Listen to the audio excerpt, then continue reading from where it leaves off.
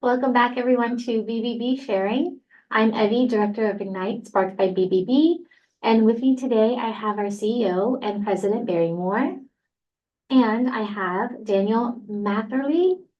That's how I said You it right. did perfectly. Good. You did good, Abby. I'm obsessed with getting names right. You did great. Daniel, you were here today for Valor RVA and for First Responders event, correct? Yes, ma'am. Tell me about what was going on. I stepped in kind of last minute. So I'm actually with Bolder Crest Foundation. We're a national nonprofit that focuses on mental health and wellness for veterans and first responders. Today, we did a presentation for the leadership of the local area police, sheriffs, fire EMS departments to kind of give them some resources to use for their people that are in need, hopefully before they get in need. We really focus on the preventive side of trauma and struggle and things like that. So you guys are pretty proactive with what type of resources do you provide for them? So what we actually focus on is this idea of post-traumatic growth, or PTG. Most people have never heard of that. Everybody in the world has heard of PTSD. Mm-hmm. You know, nobody focuses on the good side of things. They just want to focus on the negative. And we've really, it's not something we came up with. This guy, Dr. Richard Tedeschi, did a lot of research on this. It's a real evidence and science-based science about post-traumatic growth. And just the idea that it is okay to have good things happen after really bad things happen in your life. And a lot of people forget about that when they're going through not just some big traumatic event, but it's everyday life. We face challenges every day and people overlook that.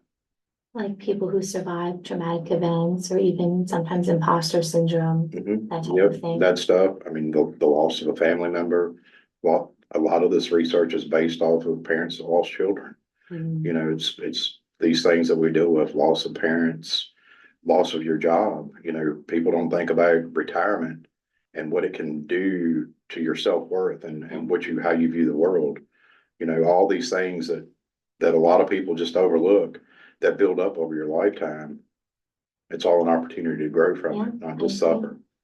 You guys really had some great content, and your presentation was across the board. It wasn't isolated in one area for these law enforcement and fire EMS. And so thank you. This is our area. So thanks for coming to our home and helping.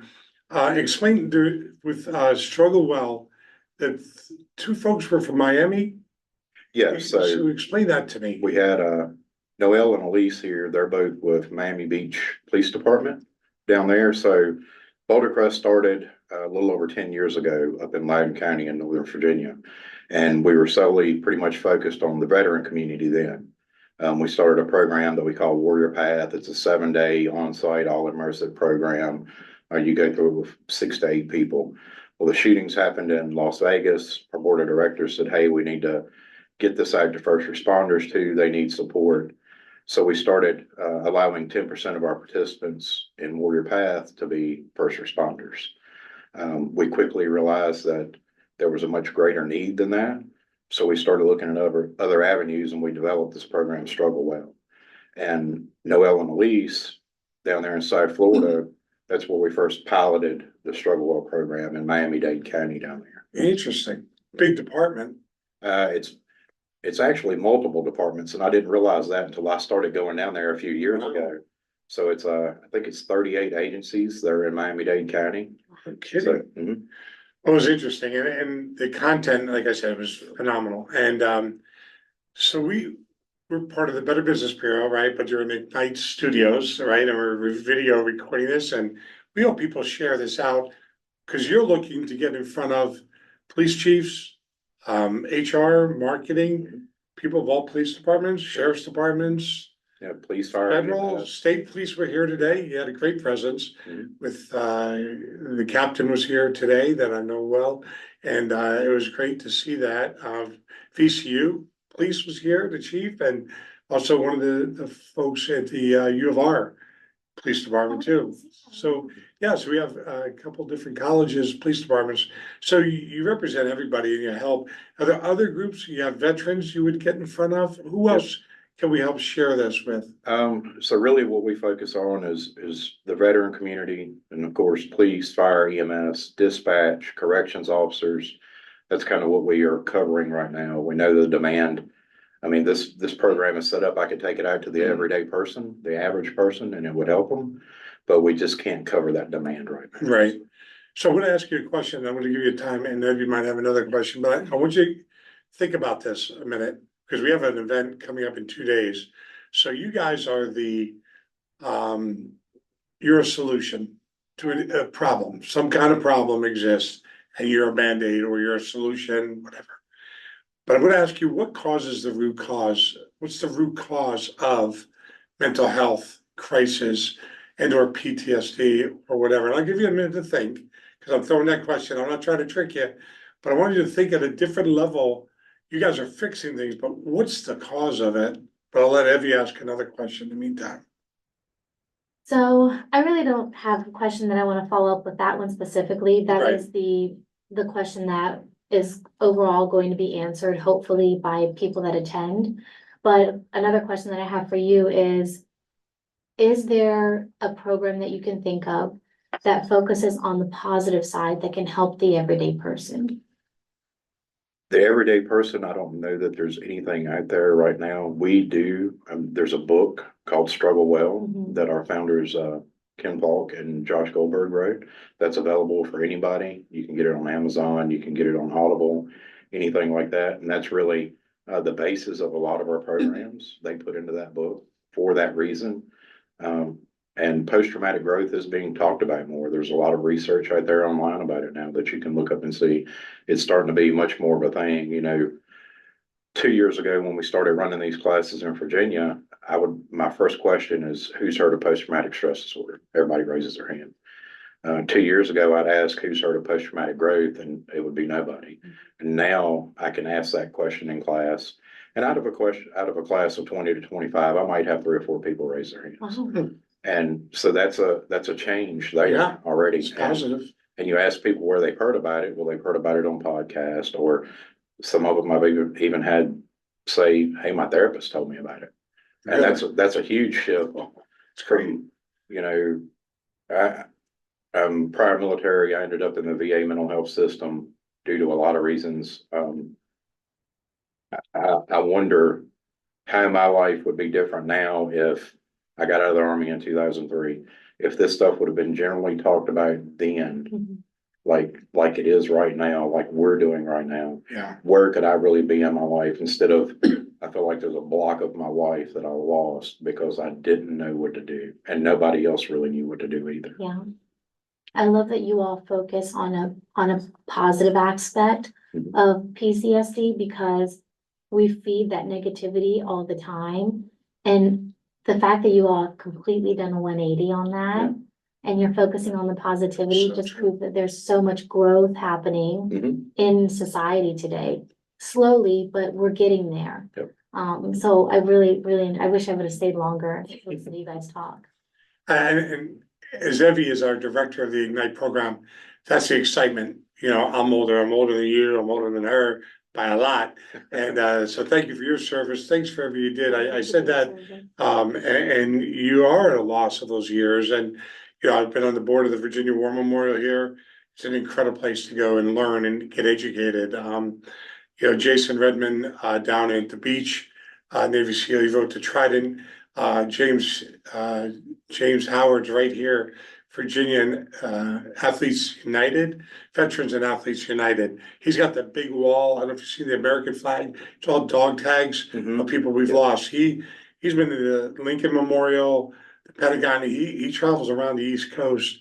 They tow it, and so they rely on funding. My point to you is, where does your funding come from? If somebody's listening, can they write you guys a check? Is it all grants? Is it all corporate donors? So our funding is a mix of private donors, just straight donations.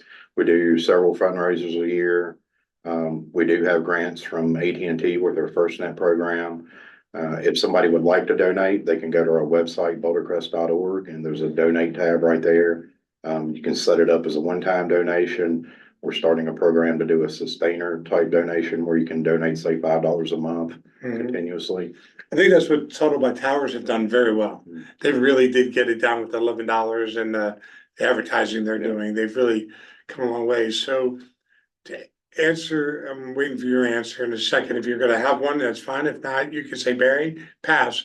But the reason we're asking is I want to put it in context for anybody listening and for you in the future, that you can share this sharing program or Ignite and Evie, because what I'm fed up with in the local area, and I lived up in Pittsburgh, New Jersey, Nashville, only in Central Virginia do I see this, and it's predominant that there's one nonprofit after another, about five probably a day, are opening for some cause. We don't know what to do. They don't know what to do. They lost a brother, sister, aunt, uncle, dog, cat, bird. Everybody has a cause. Yeah. And we are seriously dealing with mental health crisis right now.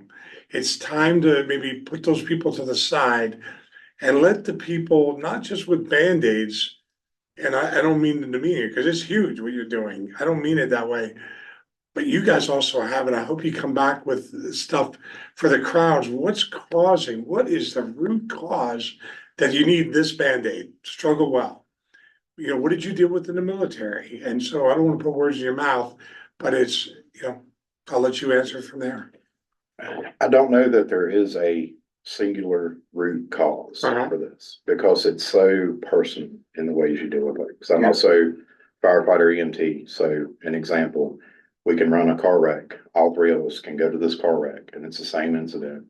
And I could walk away and say, I'm good. I'm truly okay with the outcome of this. Whereas either one of you could be completely different with it. You know, it could have been a small child that died in the car wreck. Well, I don't have children personally, so it wouldn't affect me in the same way that somebody that does have children. So it's hard to say that there's this one definitive root cause.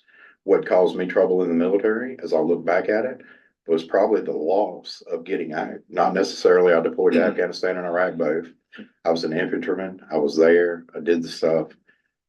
I wouldn't say a lot of what happened in country there bothered me, but it was when I came home and got out of the military and had no idea. I had no identity anymore, no idea what I was going to do with my life. I thought I was always going to be working jobs where it was physical labor. I worked with my hands, maybe skilled labor. Like I couldn't see anything past that because of what I had been through and kind of how things just fell apart for me because I didn't have that purpose anymore. And I think that's a lot of what society today is truly missing is a real purpose, not like you said, you know, my dog passed away, so I'm going to start a nonprofit to help dogs, but a true purpose, a true meaning in life. And that's one of these huge existential questions, right? Like, what is the purpose of my life? Well, the purpose of your life is to find knowledge and wisdom and improve other people's lives. And that's what is the real great thing about post-traumatic growth is when you work the steps of it and you realize what it is and you do it, you get to turn around and help other people with it. And that's what I would say Struggle Well and Warrior Path and Bolder Crest in general isn't a Band-Aid. We're teaching people how to truly live their life and a life of meaning and purpose and service to others. And that's what makes your life better. That's what gives you meaning. After today, I had no idea what you guys did, but now after today and listening to you right now, I get it. And you are different. I mean, you are, and I think we got to remember in 2 days when we have our event, you helped us big time with one of the roots is purpose and having a purpose. I was gonna of say, that. I have to Thank you agree so with Daniel. much. Yeah, I do have to agree with Daniel on the having the purpose because I've mentioned the story before. Mine's nothing compared to yours, but I did have trauma in where I went to school growing up.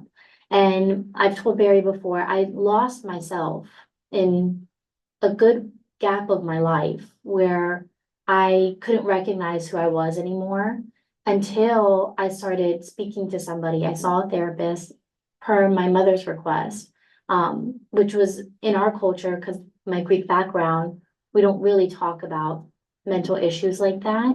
But I was lucky in that I had a mom that studied psychology at VCQ. And she said, you need to talk to somebody.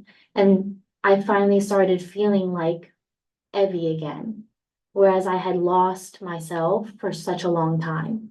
And so I found my purpose. I realized that my purpose wasn't to get married or have an amazing corporate job. It was to help people. I wanted to help people. Yep. And then I met Barry, and I think that was God's work in meeting him and being a part of this program. So I have to agree with you that purpose is one of the biggest solutions. Yeah. It's a root. Yeah. I mean, We have a tree that she's gonna present on Thursday, and you'll get a copy because we got your email. Okay. And it's a tree, amazing what Canva does. Yeah, Canva. Yeah, I don't even know how to spell it, but she got this tree and a slide, and it's all these nonprofits and the why to the why struggle well. Yeah. But then the root cause is what we're gonna study on Thursday by bringing the public in and listening to them. And I'm gonna be amazed. I think we're gonna really have something that we're gonna share with everybody like you guys and take it from there. Just take the idea that we're bringing to Ignite. And this all stems out of the Chesterfield County Sheriff's Department. Carl Leonard has had it with being his jail, and he's pleading with the governor. But the jails cannot be our mental health crisis centers, and they continue to be. And 3 weeks ago, I was gonna study this back after summer vacations, September, I was gonna bring this to the market and talk about it. Yeah, we're a nonprofit, and we just wanna share. And Carl, the sheriff, posted a picture of a deputy, and right on videos, and right here, it was a woman's arm deputy, and they were here today at your event, in Chesterfield County. And it was a bite mark, and you can see actually the jaw, this woman bit the deputy because they waited over 20 hours to get mental health. All the lady wanted was her meds. Yeah. And they threw her in the jail system. She wanted medication. The jail can't give her anything. And then they took her to the hospital and she waited on a gurney or whatever in a chair for over 20 hours. And she wasn't a criminal, but they arrested her for disorderly conduct because she couldn't get her medicine that she was seeking. Yeah. It's crazy, right? But we gotta fix this stuff. Yep. And so anyway, we're at 16 minutes. So sorry for 5 minutes of Oh, your no, time. you're fine. You are so easy to talk to, isn't he? And he does not live near Harrisonburg. I was gonna tell him about the Galley, That's okay. the Galley Diner in Harrisonburg, right by JMU. Family Place. If Great. you're ever in Harrisonburg and you're driving Great. down South Main Street, you can stop by the Galley Diner. Okay. Said you And met you'll Evie. see my dad in there. You can't miss him. No. Yeah, he is the best. So anyway, thank you. Anything else you wanted to add? No, sir. Daniel, thank you so much for coming in here and taking the time to talk to us. Barry, thank you again. Thank you, Evie. Loving it. Everyone listening, please make sure if you're on Spotify, follow us and of course leave a comment. We love your feedback. On YouTube and you're watching the podcast, make sure to like and subscribe and of course leave a comment as well.